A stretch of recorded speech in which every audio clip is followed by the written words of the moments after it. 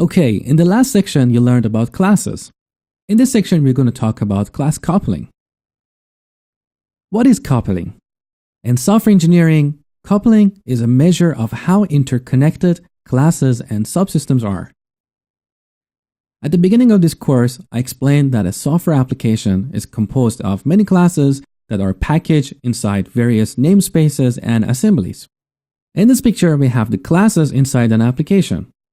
Assume that we need to make a change in class A. Now, class B and class F are both dependent on class A, which means if A changes, B and F may have to be changed, or at least they need to be recompiled and redeployed. So the change in A may affect B and F as you see here. But also, class D and class C are dependent on class B. Similarly, class G is dependent on class F, which means changing class A has a bigger impact on our application. And again, you see here, class E is dependent on class D, and class H is dependent on class G. So changing class A affects even more of the application. This is an example of tightly coupled design. So an application whose classes are tightly related or dependent on each other is considered to be tightly coupled application.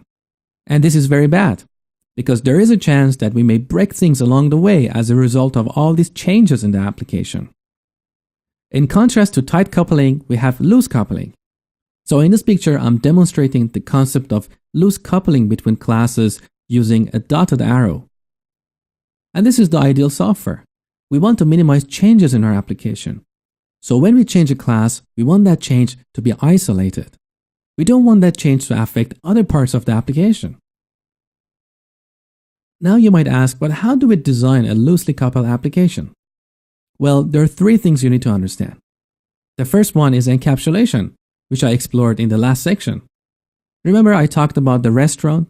In a restaurant, we have various concepts, like a manager, like a cashier, a waiter, waitress, a chef, kitchen hands.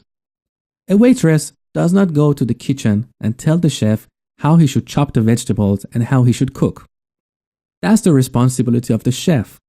So the chef has some knowledge and some capabilities. And if you want to model the concept of chef in software, we want to encapsulate all those concepts in a class. So no class from anywhere else in the application knows about details of how things are done in that class.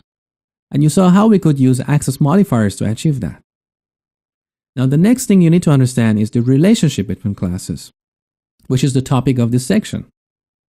And finally, you need to understand interfaces. Interfaces are extremely important, and they help you design loosely coupled applications.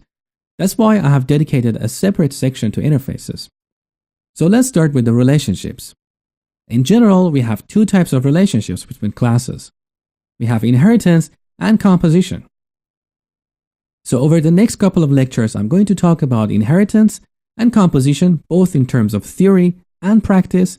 And finally, I will talk about the concept of favor composition over inheritance. Composition relationships usually result in less coupling. And that's the meaning of this concept, to favor composition over inheritance. So let's get started.